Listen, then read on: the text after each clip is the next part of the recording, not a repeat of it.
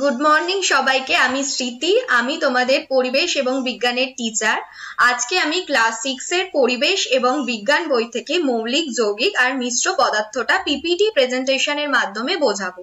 চলো দেখো, স্ক্রিনে দেওয়া আছে মৌলিক, যৌগিক এবং মিশ্র পদার্থ। টপিকটা আমি মেনশন করে দিয়েছি।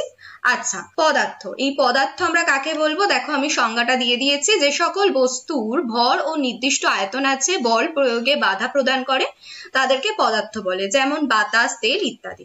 এই পদার্থকে আবার 3 ভাগে ভাগ করা যায় তাদের অবস্থাগত দিক অনুযায়ী। কঠিন পদার্থ, তরল পদার্থ এবং গ্যাসীয় পদার্থ। কঠিন পদার্থ কাকে বলে? যে সকল পদার্থের নির্দিষ্ট আকার এবং আয়তন আছে সেগুলো কঠিন পদার্থ, যেমন ইট। দেখো, পাশেই আমি ছবিটা ভালো করে দিয়ে দিয়েছি যাতে তোমাদের বোঝার সুবিধা হয়। তারপরে কি? তরল পদার্থ বা লিকুইড সাবস্টেন্স। সেটা কি? যে সকল পদার্থের নির্দিষ্ট আয়তন আছে কিন্তু নির্দিষ্ট কোনো আকার নেই, তাকে কঠিন পদার্থ বলে, যেমন জল, তেল। দেখো, আমি পাশে ছবি দিয়ে দিয়েছি। তারপরেরটা কি? গ্যাসীয় পদার্থ। যে সকল পদার্থে নির্দিষ্ট আয়তন বা ভর বা ওজন নেই তাকে গ্যাসীয় পদার্থ বলে, যেমন কি বাষ্প, বায়ু ইত্যাদি। ঠিক আছে? আচ্ছা, তারপর এই কঠিন, তরল আর গ্যাসীয় পদার্থের মধ্যে কিছু কিছু ধাতু আর কিছু কিছু অধাতু, মেটাল আর নন মেটাল। মেটাল কোনগুলো? যে সব মৌলিক পদার্থ সাধারণ অবস্থায় কঠিন, ভারী, উজ্জ্বল ও চকচকে, আলোর প্রতিফলনে সক্ষম, নমনীয় এবং প্রসারণশীল, তড়িৎ ও তাপের সুপরিবাহী, সেগুলো ধাতু বা মেটাল। এই মেটাল বা ধাতুর উদাহরণস্বরূপ আমরা কি কি বলতে পারি? লোহা, তামা, সোনা ইত্যাদি। অধাতু বা নন মেটাল কোনগুলো? যে সকল মৌলিক পদার্থ সাধারণ অবস্থায় গ্যাসীয় বা তরল, ধাতুর তুলনায় হালকা, তাপ ও তড়িতের কুপরিবাহী হয়, সেগুলো হচ্ছে ধাতু। দেখো, ধাতুর উদাহরণের মধ্যে পড়ছে ব্রোমিন, কার্বন, হাইড্রোজেন ইত্যাদি। আচ্ছা, নেক্সট টপিক, ধাতুর বৈশিষ্ট্য। ধাতু ও তড়িতের সুপরিবাহী। ধাতু সাধারণ অবস্থায় কঠিন, উজ্জ্বল এবং আলোর প্রতিসরণে সক্ষম। ধাতুকে কিছু আঘাত করলে শব্দ উৎপন্ন হয়, ধনাত্মক তড়িৎধর্মী হয়। অধাতুর বৈশিষ্ট্য কি? তাহলে অধাতুর বৈশিষ্ট্য, অধাতুকে আঘাত করলে কোনো ধাতব শব্দ উৎপন্ন হয় না, তাপ এবং তড়িতের কুপরিবাহী হয়। আর কি? এদের গলনাঙ্ক, স্ফুটনাঙ্ক ধাতুর তুলনায় খুব কম হয়। ঠিক আছে? তাহলে বুঝতে পারলাম। তারপরের টপিক পদার্থ। মিশ্র পদার্থ কোনটা? যে সকল পদার্থ এক বা একাধিক পদার্থের সমন্বয়ে গঠিত তাকেই মিশ্র পদার্থ বলে, যেমন বায়ু। বায়ুর মধ্যে বিভিন্ন ধরনের গ্যাস মিশে আছে, সেই জন্য বায়ু একটি মিশ্র পদার্থের উদাহরণ।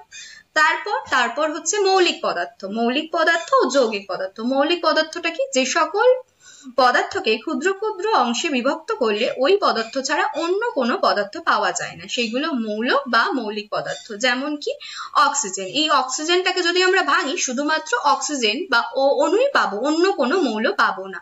তারপর কি? যৌগিক পদার্থ। যে সকল পদার্থ 2 বা ততোধিক মৌল নির্দিষ্ট অনুপাতে রাসায়নিকভাবে যুক্ত হয়ে ভিন্নধর্মী পদার্থ তৈরি করে, সেগুলোই যৌগিক পদার্থ। যেমন কার্বন ডাই অক্সাইড। যদি আমরা কার্বন ডাই অক্সাইডটাকে ভাঙি তাহলে আমরা কি পাবো? একটা কার্বন পাবো আর 2 অক্সিজেন পাবো।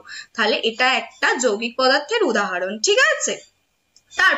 তারপরে এটা হলো দ্রবণ বা সলিউশন। দ্রবণ কাকে বলে? 2 বা ততোধিক পদার্থের এমন মিশ্রণ যেখানে পদার্থগুলো নিজ নিজ আণবিক রাসায়নিক ধর্ম বজায় রেখে একসাথে সূক্ষ্মভাবে মিশে একটি সমশান্ত এবং একটি দশা সম্পন্ন মিশ্রণ উৎপন্ন করে এবং উপাদানগুলির আপেক্ষিক পরিমাণ একটি নির্দিষ্ট সীমা পর্যন্ত পরিবর্তন করা যায়, সেটাই দ্রবণ। এই দ্রবণের মধ্যে একটা থাকে দ্রাবক আর একটা থাকে দ্রাবক। দ্রাবকটা কি? দ্রাবক হলো এমন একটি পদার্থ যা একটি পদার্থে দ্রবীভূত করতে পারে। আর দ্রাবক কোনটা? দ্রবীভূত হওয়ার পদার্থটা। যেমন হচ্ছে নুন, চিনির জল। এই নুন, চিনির জলে জল হচ্ছে দ্রাবক এবং চিনি আর নুন হচ্ছে দ্রাবক। দেখো, আমি পাশেই উদাহরণ দিয়ে বুঝিয়ে দিয়েছি চিনির জলকে। চিনি এখানে দ্রাবক হিসেবে ব্যবহার করা হয়, জল হচ্ছে দ্রাবক, এবং এই দুটো মিলিয়ে তৈরি হচ্ছে সলিউশন বা দ্রবণ। তারপর হচ্ছে পরমাণু। পরমাণু কাকে বলে? মৌলিক পদার্থের যে ক্ষুদ্রতম কণার মধ্যে মৌলটির ধাতব ধর্ম বর্তমান থাকে তাকে মৌলিক পদার্থটির পরমাণু বলে। এই পরমাণুগুলোর বৈশিষ্ট্য কি? পরমাণুগুলো খুব ছোট্ট হয়, আকারে খুব ক্ষুদ্র হয় এবং সাধারণত এরা 100 পিকোমিটার দৈর্ঘ্য বিশিষ্ট হয়। কয়েকটি পরিচিত যৌগে কি কি পরমাণু আছে দেখা যাক। যেমন জল। জলের মধ্যে কি কি থাকে? হাইড্রোজেন থাকে, অক্সিজেন থাকে, এই জন্যই জলের নাম, রাসায়নিক নাম H2O। চিনিতে কি থাকে? কার্বন, হাইড্রোজেন এবং অক্সিজেন থাকে। তাহলে এগুলো সব হচ্ছে পরমাণু। পৃথকীকরণ পদ্ধতি। এই পদ্ধতিকে আমরা তিন ভাগে ভাগ করতে পারি, একটা পরিস্রাবন পদ্ধতি, একটা কেলাসন পদ্ধতি আর একটা চুম্বকের সাহায্যে মিশ্রণ পৃথকীকরণের পদ্ধতি।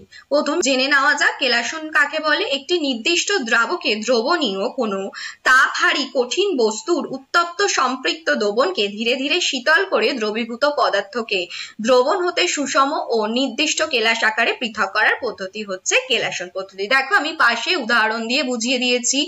তারপর হচ্ছে পরিস্রাবন বা ফিল্টারেশন, যে পদ্ধতিতে তরলে মিশ্রিত অদ্রাব্য কঠিনকে সূক্ষ্ম কণাগুলোকে ফিল্টার কাগজের সাহায্যে পৃথক করা হয়, সেটাই হচ্ছে ফিল্টারেশন বা পরিস্রাবন। এবং সর্বশেষে আছে কি চুম্বকের সাহায্যে মিশ্র পদার্থ পৃথকীকরণ। চৌম্বক বিচ্ছেদ হলো চৌম্বক পদার্থকে আকর্ষণ করার জন্য একটি চুম্বক ব্যবহার করে মিশ্রণের উপাদানগুলোকে পৃথক করার প্রক্রিয়া।